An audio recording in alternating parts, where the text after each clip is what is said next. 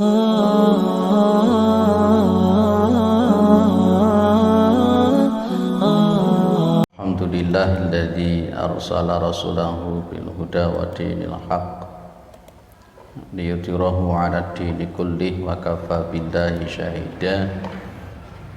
Asyhadu an la ilaha illallah wa asyhadu anna Muhammadan 'abduhu wa rasuluhu la nabiyya ba'dah. Allahumma shalli 'ala Muhammad wa 'ala alihi wa sahbihi wa man tabi'ahum bi ihsanin ila yaumiddin. Amma ba'du. Kita bersyukur kepada Allah Subhanahu wa taala atas segala nikmat yang diberikan oleh Allah kepada kita semua, terutama sampai pada petang hari ini kita masih diberikan kekuatan iman dan Islam. Kita masih diberikan kesehatan serta kesempatan sehingga kita masih bisa melaksanakan kewajiban kita sholat maghrib berjamaah, dan kita lanjutkan dengan mengkaji agama Allah Subhanahu wa taala. Mudah-mudahan kesempatan semacam ini senantiasa diberikan oleh Allah kepada kita semua sampai nanti kita menghadap kepada Allah yang tentunya dalam posisi husnul khatimah. Salawat salam tetap dilimpahkan pada Rasulullah Muhammad sallallahu alaihi wasallam sebagai khatamil anbiya wal mursalin, penutup para nabi dan rasul, yang tidak ada nabi lagi sesudah Nabi Muhammad sallallahu alaihi wasallam. Baik, Bapak Ibu yang dimuliakan oleh Allah, di pertemuan sebelumnya sudah kita menghabiskan adab nikah, termasuk adab bersin ataupun menguap, ya sudah kita bahas. 2 kali pertemuan, Rabu ini sama Rabu yang akan datang, kita menghabiskan masuk di adab yang terakhir. Saya kira masuk di adab yang terakhir itu adab yang ke-40. Nggak tahu ngitungnya berapa dulu. Cukup lama kita bahas tentang adab Islamiyah. Ada 1 tahun punjul, ya 1 tahun lebih, ya bahas masalah adab. Ini masuk di al-adabu ma'an nafsi. Jadi mungkin 2 pertemuan selesai. Setelah itu kita ngaji apa enggak tahu. Jadi monggo nanti disampaikan ke saya ngajinya dalam konteks hal apa. Jadi 2 kali pertemuan ini harapan saya untuk adab ma'an nafsi selesai. Setelah itu ganti kitab atau apa gitu, ya. Nanti saya serahkan ke takmir. Baik, untuk adab yang terakhir ini tidak pakai PowerPoint, tapi langsung saya ambil dari bukunya, dari PDF, ya. Biasanya kan pakai PowerPoint. Baik, al-adabu ma'an nafsi itu berarti bagaimana etika adab kita terhadap diri kita sendiri, ya, bagaimana adab kita, etika kita terhadap diri kita. Yang pertama, Bapak Ibu yang dimuliakan oleh Allah, adab etika yang pertama, adab kita, etika kita terhadap diri kita itu muhasabatun nafsi. Muhasabatun nafsi. Ayatnya jelas, yakni ya ayyuhalladzina amanu taqullaha wal tandur nafsum ma qaddamat lighad. Ya, wattaqullaha innallaha khabirum bima ta'malun. Ini poin yang paling pertama berkenaan dengan etika kita terhadap diri kita masing-masing. Rasulullah menyebut bahwa orang yang suka bermuhasabah itu adalah orang yang cerdas. Al-kayyisu man dana nafsahu wa amila lima ba'dal maut.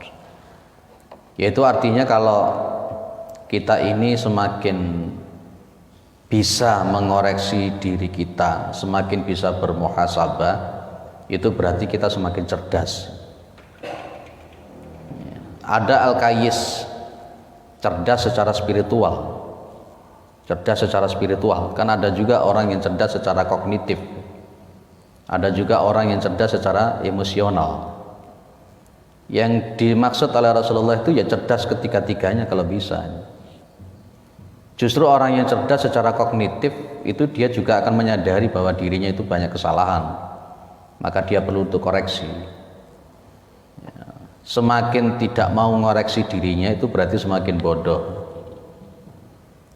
Maka yang diminta oleh Rasulullah adalah bagaimana kita mengoreksi diri kita, bukan untuk mengoreksi orang lain. Kalau di dalam bahasa Al-Hujurat itu ada wala tajassasu wala yaghtab ba'dukum ba'da ayuhibbu ahadukum ayyakula lahma aqihi maitan fakarihtum.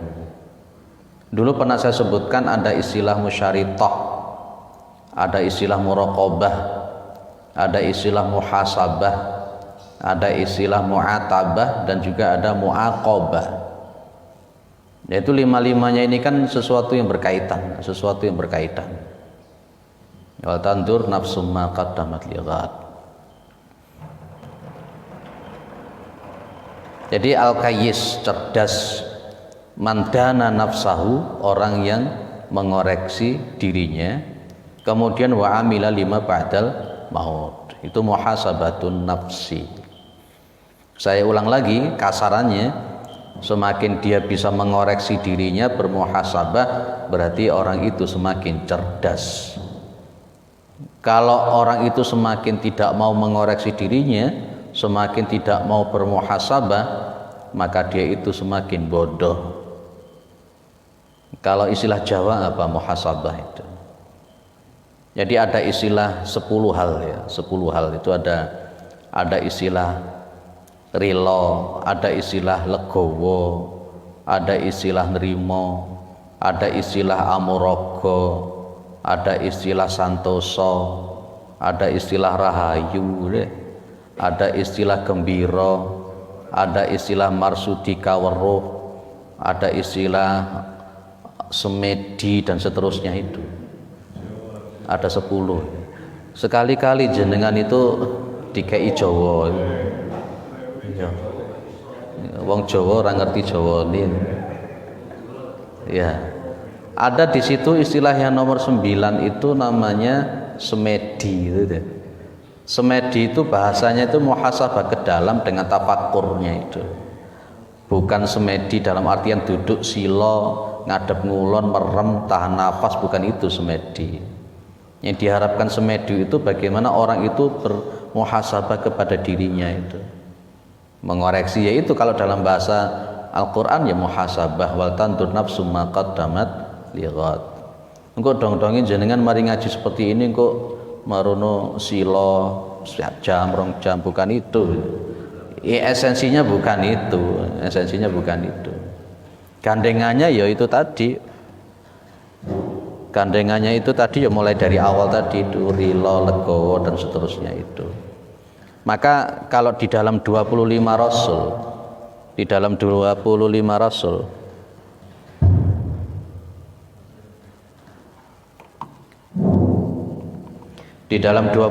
Rasul itu kan setidak-tidaknya 10 hal yang saya sebutkan tadi mulai rilau sampai marsudika waruh itu kan kita bisa gambarkan di 8 nabi. Itu mewakili dari 25 nabi itu. Baik, lanjut ya. Berarti orang oleh nggih Jawa. Kudu nggih bahasa Indonesia. Ya, kasihan yang Madura. Oh no, ini. Baik, wa wudi'al kitabu fataral mujrimina mushfiqina mimma fihi. Wa yaquluna ya wailatana ma li hadzal kitab la yughadiru saghiratan wala kabiratan illa ahsaha. Break sebentar.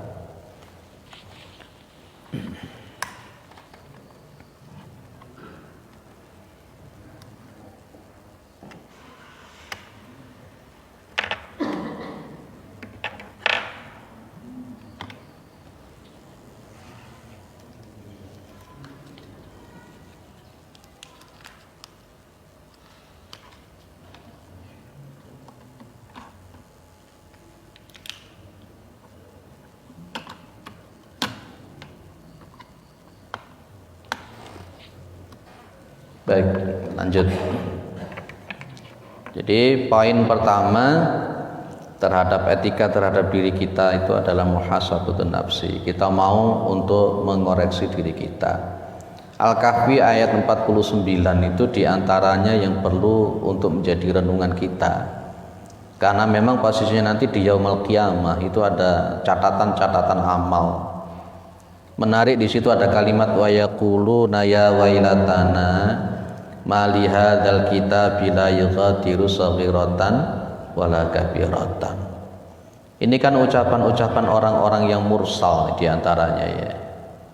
Mereka mengatakan ya wailata, waduh celaka, ma li hadzal kitab la yughadiru shaghiratan wala kabiratan. Dia mengeluh karena catatan-catatan yang diterima itu semuanya tercatat.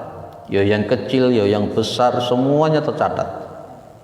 Maka wajadu ma'amilu hadira. Ini pun juga menjadi objek untuk kita selalu bermuhasabah. Apapun yang kita lakukan itu kan nantinya juga akan diminta pertanggungjawaban oleh Allah Subhanahu wa taala. Itu objek muhasabatun nafsi. Bapak Ibu yang dimuliakan oleh Allah itu mengawasi kita itu kan super ketat ya. Super ketatnya itu. Ada beberapa poin cara Allah Subhanahu wa taala itu mengawasi kita. Allah mengawasi kita itu melalui malaikat. Ma yalfidu min qaulin illa ladaihi raqibun atid. Apapun yang kita lakukan itu dicatat oleh malaikat. Yang kedua, Allah itu posisi mengawasi kita dengan anggota tubuh kita masing-masing. Al-yauma naqtimu ala afwahihim wa tukallimuna aydihim wa tashhadu arjuluhum bima kanu yaksibun. Tangan kita ya bicara, kaki kita jadi saksi, itu akan berbicara di hadapan Allah.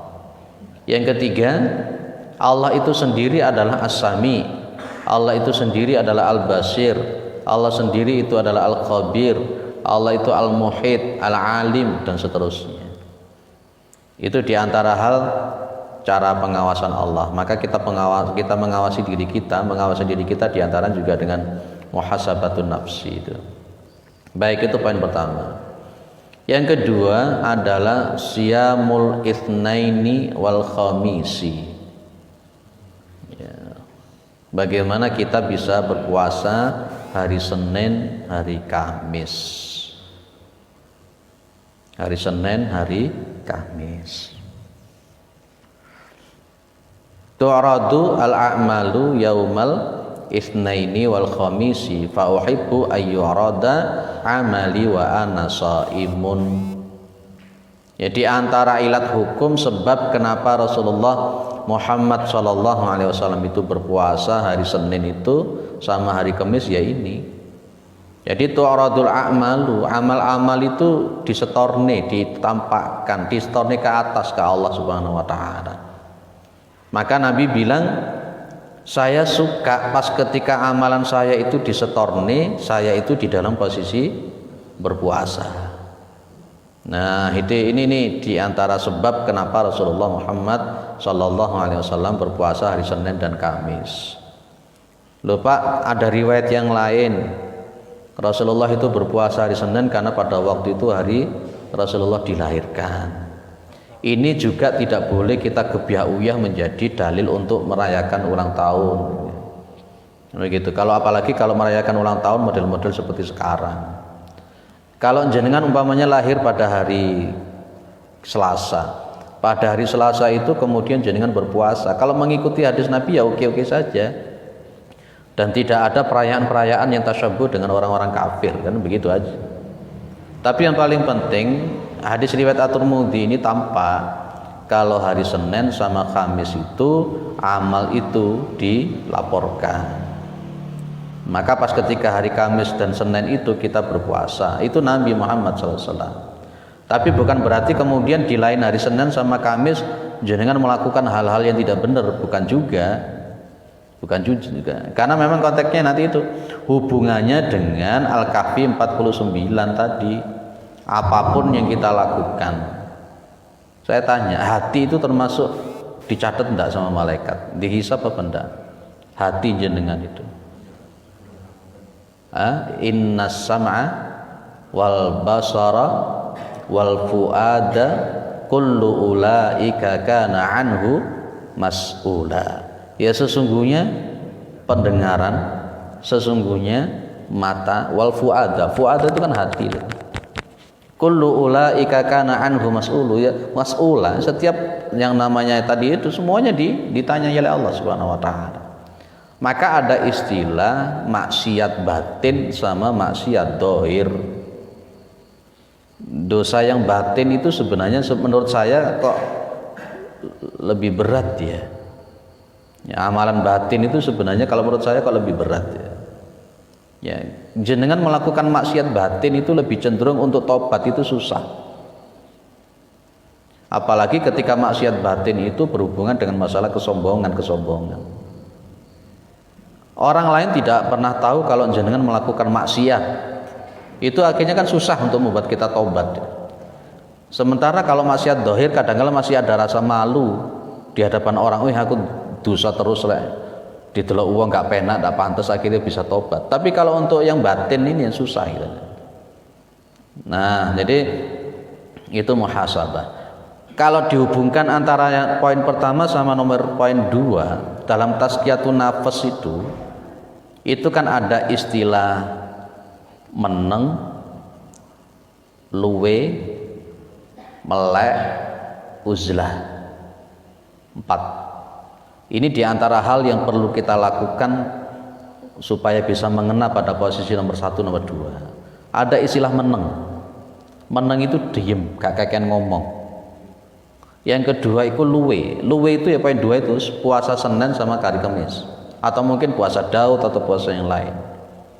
Kemudian ada melek. Melek itu tahajud. Ya nanti akan ada di poin nomor berapa itu. Melek bukan dalam posisi jagongan, bengi nggak tidur, bukan begitu yang dimaksud melek menurut para ulama. Ada istilah uzlah. Uzlah itu nanti gabungannya ya muhasabah tafakkur. Makanya tadi saya bilang dari 25 rasul itu ya terwakili 8 nabi dalam posisi muhasabatun nafsi dan lain-lain. Nabiullah Ibrahim, kalau kita meniru Nabiullah Ibrahim itu orangnya murah hati, dermawannya luar biasa. Nabiullah Ibrahim itu kalau makan malam itu biasanya mesti ngajak tetangganya untuk makan bareng. Kalau ada tamu saja, dalam surat Ad-Dariyat itu suguhannya adalah bi'ijlin salim. Ijlin itu apa? Anak sapi. Ya, itu suguhannya Nabiullah Ibrahim kalau ada tamu. Jenengan suguhannya apa? Ya, gorengan. Murah hati betul Nabiullah Ibrahim. Yang kedua, Nabi Ismail. Nabi Ismail ini ridhonya, legowonya itu. Dia disembelih pun mau dia. Disembelih dia mau, legowonya itu. Makanya tadi kan nomor paling pertama apa? Rilo, legowo, nrimo, amuraga, baru santoso, baru rahayu. Paling terakhir nanti marsudika weruh. Ya sembuh apa begitu kan. Iya. Nabi, sahabat tadi Nabi Ismail ridhonya itu Pak. Kemudian yang ketiga itu ada Nabi Ayub. Nabi Ayub itu yang kita petik sabarnya itu. Sabarnya luar biasa, yang terimonya itu. Ya, nerimonya itu sabarnya luar biasa Nabi Ayub, sampai istrinya juga meninggalkan, sampai anak-anaknya meninggal, hartanya habis. Nabi Ayub. Kemudian kita meniru yang nomor 4 itu Nabi Zakaria. Nabi Zakaria itu orang gak kakean ngomong, diem. Nabi Zakaria itu. Makanya tadi kan ada 4 toh, meneng, luwe, melek, uzlah. Nabi Zakaria itu meneng, diem, gak kakean ngomong tapi lakunya apik. Jangan komparasikan dengan maling. Kalau ilmunya maling memang kita ambil, gak kakean ngomong tapi action. Itu. Iya, ya. Jenengan selfie itu gak kakean ngomong tapi siapa tadi Nabi Zakaria. Yang nomor 5 itu Nabi Yahya. Nabi Yahya ini orangnya suka uzlah dan suka bermuhasabah tafakkur. Ini Nabi Yahya. Nabi Yahya. Kemudian ada nomor 6, kita meniru yang namanya Nabi Musa. Nabi Musa itu orangnya sederhana. Walaupun bapaknya adalah raja Fir'aun, bapak angkatnya, tapi beliau sederhana. Tidak kakek pola. Zuhud kalau dalam bahasa kita sekarang. Nabi Isa yang nomor 7. Nabi Isa itu suka mengembara. Wawasannya luas Nabi Isa itu. Meskipun usianya muda tapi ilmunya luar biasa, wawasannya begitu luar biasa. Tirakatnya pun juga luar biasa Nabi Isa. Dan yang nomor 8 itu adalah Nabi kita Muhammad SAW. Jadi mulai dari Nabiullah Ibrahim sampai Nabi Isa semuanya dilakukan oleh Rasulullah SAW. Dan ditambah satu hal Nabi Muhammad itu yang paling menonjol, tawaduknya, rendah hatinya itu. Semuanya itu kan menjadi maudhu objek kita untuk bermuhasabah itu tuh. Ya, mulai dari rilo, legowo, amuraga, nrimo sampai marsudi kawar itu kan objek daripada muhasabah. Dan muhasabah itu biasanya enak pas ketika perut kita sedang lapar. Lek jenengan lewat tangi wareg terus ngantuan. Lek ngantuan turuan. Lek wis turuan kate muhasabah itu masih male rasa-rasen.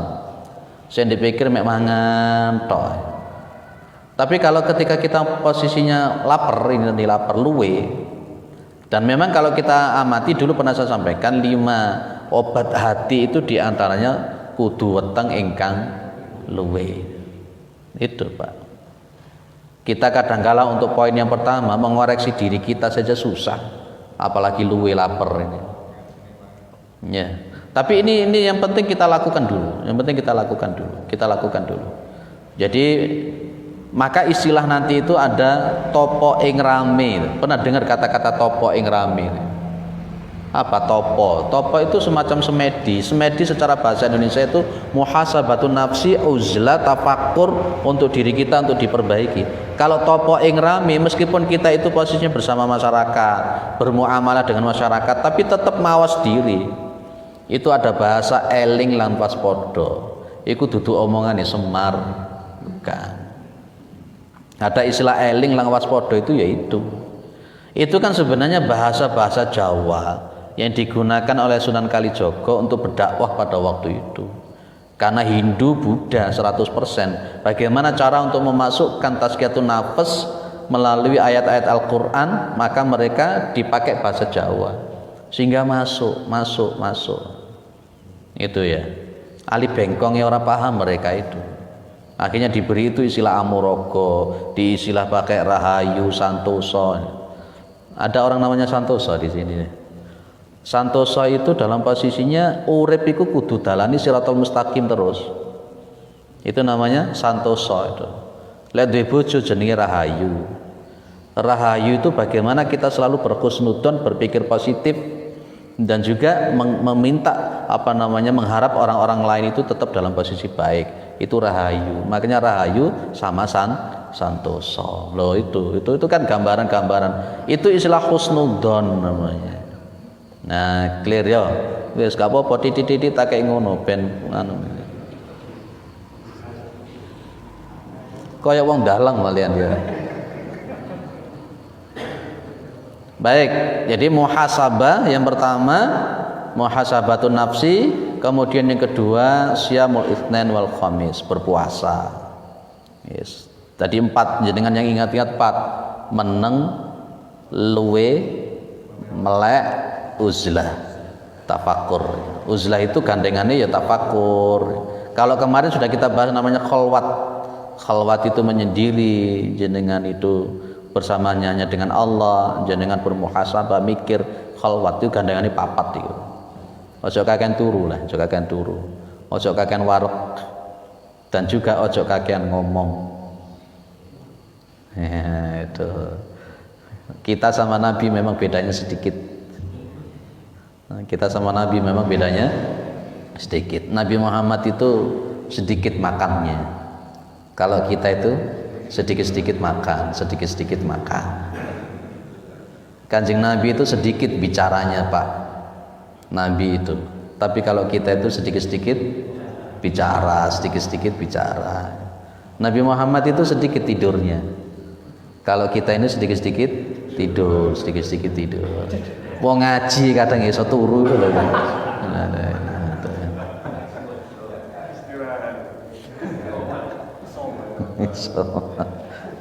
Tak guyoni tak. Ini soalnya kan 2 kali pertemuan katam kitab ini kan. Kataman kitab iki berarti iki. Ya, ora usah tumpengan apa bareng. Ya nomor 3, Pak. Adab kita terhadap diri kita itu qiyamul lail. Qiyamul lail itu salat tahajud. Qiyamul lail itu salat tahajud. Ini bagian nomor 3 tadi, melek. Meneng luwe melek. Jenengan bangunnya sepertiga malam yang akhir. Bangun. Nabi Muhammad sallallahu alaihi wasallam seperti yang pernah kita bahas itu, beliau tidurnya itu lebih awal. Lebih awal Rasulullah itu. Dan bangunnya beliau juga lebih awal. Saya pengen bilang bahwa yang namanya sholat malam tahajud itu diantara ibadah yang paling ikhlas. Ibadah tahajud itu diantara ibadah yang paling ikhlas. Semuanya orang tidur jenengan bangun sholat malam, tidak ada yang tahu. Beda kalau jenengan buat status.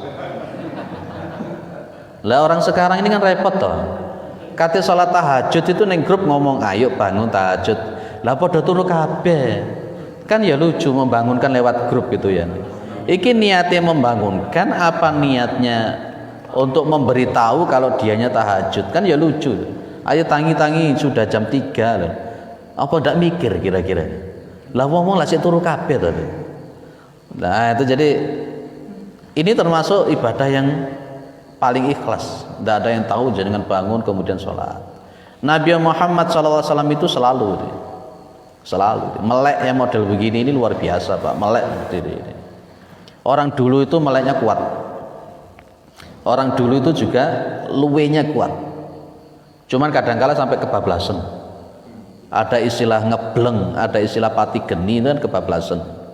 Bahkan dalam posisinya pernah yang saya baca itu mereka sanggup 3 hari gak makan itu kuat mereka kuat. Kalau sekarang ya 6 jam gak mangan ini kelempet gitu. Ya. Anan Nabiya sallallahu alaihi wasallam kana yaqumu minal laili hatta tatafattara qadamahu.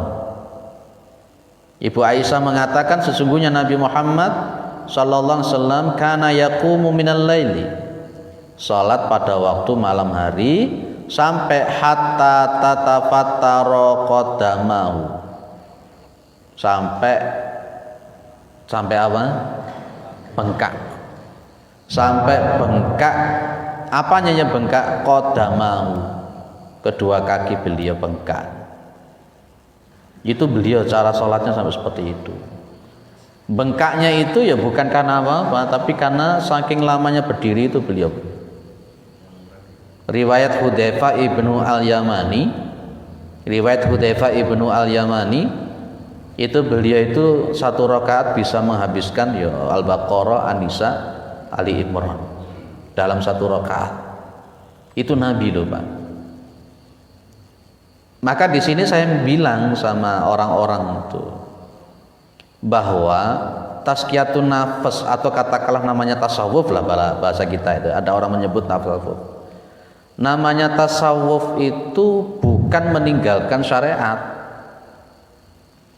Jangan buka termasuk sekali Syekh Abdul Qadir Al-Jailani, sekali Jalaluddin Ar-Rumi, Ibnul Arabi, Junaid Al-Baghdadi, Al-Halat juga menyebut dalam konteks tasawuf itu ya tidak meninggalkan syariat.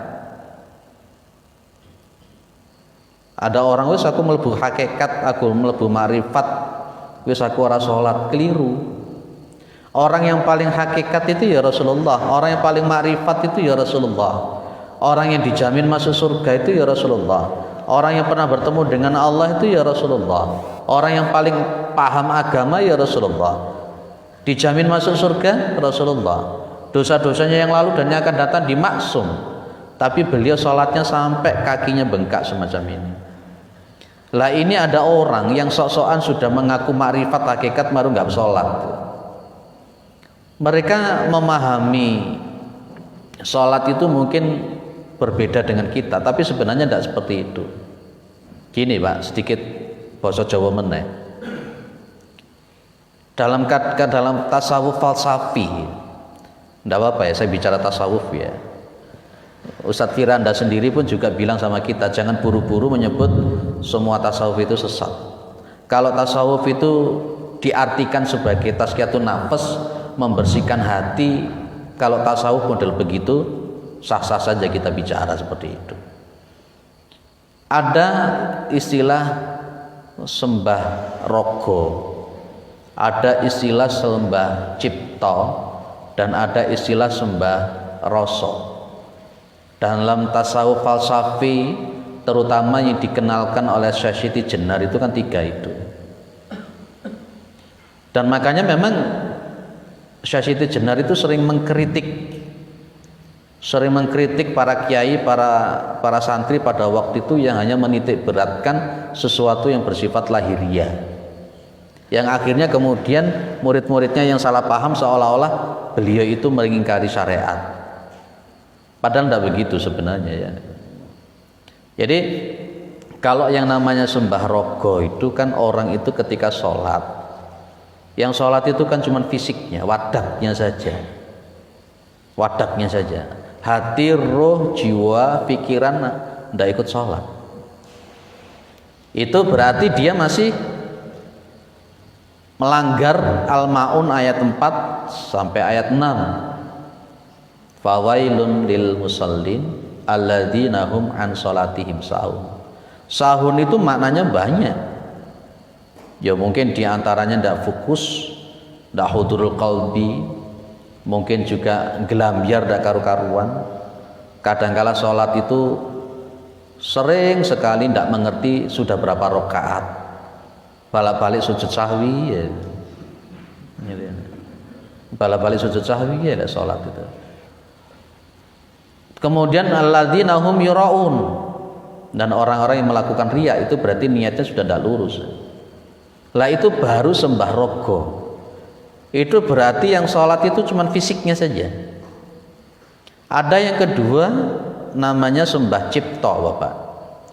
Sembah cipta itu hatinya hadir, fokus. Makanya Syekh Siti Jenar itu bilang, jangan kita itu menyembah kekosongan. Kalau Kilontang muridnya beliau mengatakan kita itu seperti mercon bumbung. Mercon bumbung itu kan bambu kan, bambu yang bunder, yang bulat, yang keras itu, tapi dalamnya kosong. Ada orang yang sholat tapi hatinya kosong. Orang yang sholat pikirannya kosong, akidahnya kosong. Sholatnya cuma jentat-jentit. Makanya dulu pernah saya sampaikan, ada orang yang sholat, dalam pandangan kita mungkin dia soleh, tapi dalam pandangan Allah mungkin dia itu kafir, bahkan munafik, fasik. Kenapa? Yaitu tadi dia sholatnya cuma fisiknya saja. Lah kalau sembah cipta itu berarti bagaimana? Yang sahunnya sudah hilang, yuraunya juga sudah hilang. Nah, jenengan sudah sampai kedua ini kan? Sudah berapa persen masuk sembah ciptonya? Lah ada yang namanya sembah rasa Pak. Sembah rasa itu kalau kita sebut dengan asrar. Makanya yang disebut dengan ilmu akli, ada ilmu ahwal dan ada ilmu asrar. Asrar itu sudah rasa. Jenengan sudah sholat 5 waktu jalan. Di luar waktu sholat jenengan itu masih daim, sholatnya masih daim. Kalau mereka Sunan Kalijaga menyebut dengan sholat daim, seperti di dalam surat Al-Mursalat yang diterjemahkan di situ. Ya fi sholatihim daimunnya itu. Jadi meskipun umpamanya sholatnya sholatnya itu sudah jalan, sudah selesai 5 waktu. Di luar waktu sholat itu dia tetap masih eling, masih tetap waspada itu yang disebut dengan amuraqa tadi itu. Ya rela, legowo, nerima, baru yang nomor 4 amuraqa itu.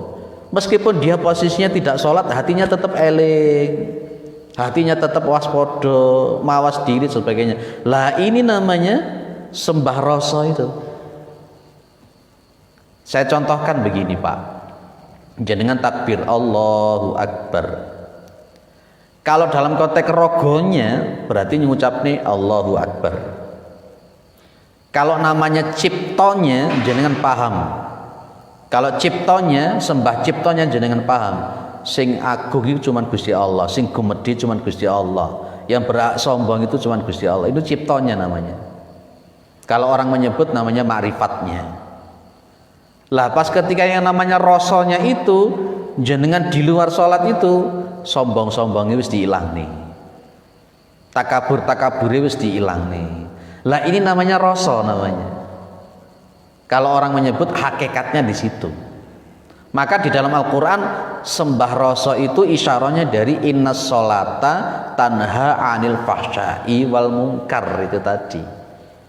Kalau ada orang sholatnya masih tetap jalan kok sih sombong gitu, berarti dia belum masuk rasanya.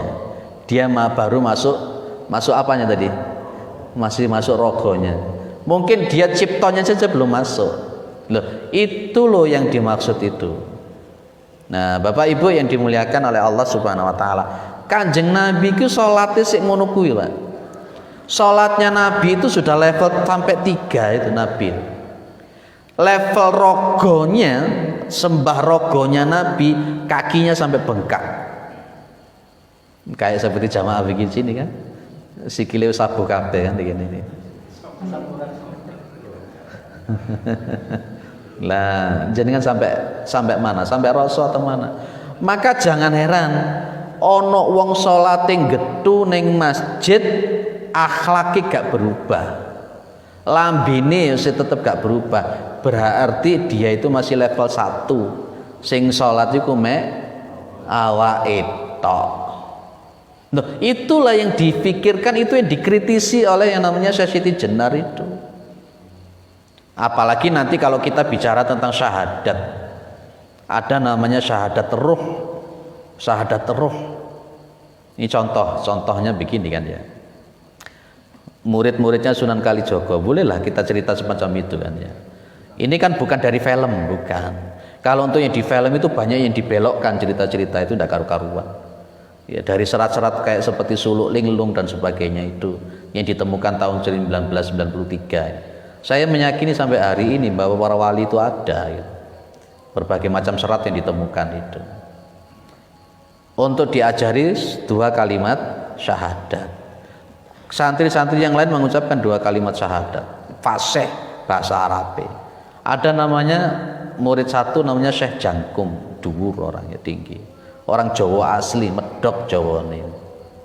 Begitu disuruh untuk mengucapkan 2 kalimat syahadat, tidak ngomong dia langsung manjat yang namanya pohon kelapa tinggi, kemudian dia terjun ke bawah jebret. Santri-santri yang lain tanya, loh sampean dikongkon mengucapkan 2 kalimat syahadat kok malah terjun ke pohon kelapa? Syekh Jangkung cuma jawab, syahadat saya yaitu. Paham maksudnya ya?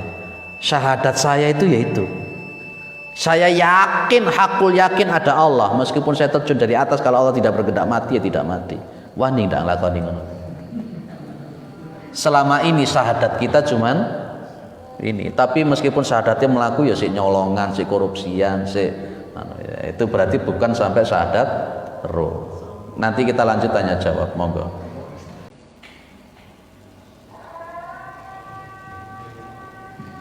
Baik, kita lanjut. Jadi Nabi Muhammad SAW sampai kedua kaki beliau bengkak karena sholat. Nanti di posisi tujuan Nabi pas ketika sholat, niatnya Nabi pas sholat itu di bahasa yang apalah uhibbu an akuna abdan syakura. Jadi Ibu Aisyah radhiyallahu anha itu sampai tanya, lima tasna'u hadza ya Rasulullah wa qad ghafarallahu laka ma taqaddama min dhanbika wa ma ta'akhkhar. Ya, kenapa sih jenengan kok ngelakoni begini? Bukankah Allah itu sudah mengampuni jenengan dosa-dosa jenengan yang lalu dan yang akan datang? Jawaban Nabi singkat, afala uhibbu an akuna abdan syakur. Bukankah aku ini suka, aku kepingin, senang kalau aku disebut sebagai hamba yang bersyukur. Pas ketika Rasulullah SAW itu lemaknya semakin banyak, semakin gemuk, kemudian semakin tua, maka maka turalahmuhu sholat jalisah. Maka pas ketika lemaknya Nabi sudah semakin banyak, maka Nabi duduk sholatnya itu. Sholatnya sambil duduk. Pas ketika beliau akan ruku, maka beliau itu berdiri. Fa idza arada ayarka'a qama faqara'a tsumma raka'a. Itu kan. Jadi beliau duduknya dulu karena sudah semakin tua lah, beliau duduk. Salatnya sambil duduk panjang. Ketika beliau mau rukuk, beliau berdiri melanjutkan bacaan sedikit baru kemudian rukuk. Yang paling pokok yang kita pahami di sini, afala akuna abdan syakur. Niatnya Nabi itu adalah bersyukur ketika sholat.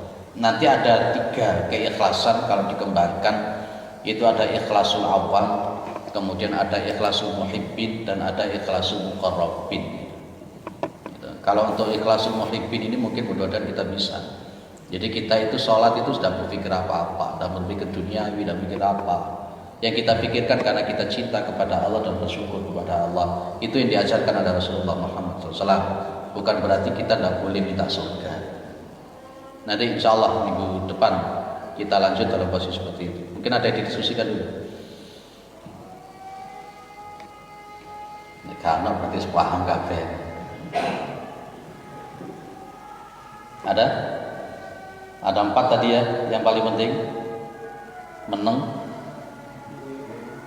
luwe, melek, uzlah. Uzlah dalam posisi tafakur. Kalau yang 10 tadi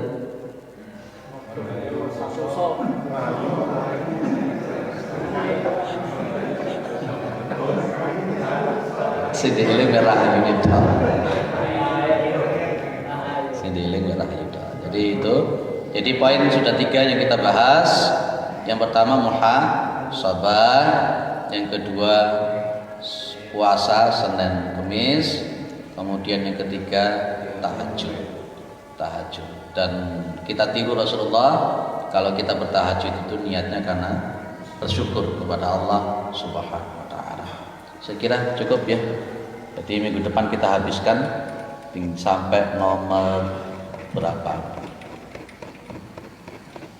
Sampai nomor 8. Sampai nomor 7. Berarti minggu depan kita bahas 4 hal. Setelah itu khatam selesai. Jangan nanti beritahu ke saya kira-kira ngaji apa yang enak. Baik, kalau jangan minta kitabnya Siti Jenar, dapurnya saya. Subhanakallahumma wa bihamdika asyhadu an la ilaha illa anta astaghfiruka wa atubu ilaik. Assalamualaikum warahmatullahi wabarakatuh.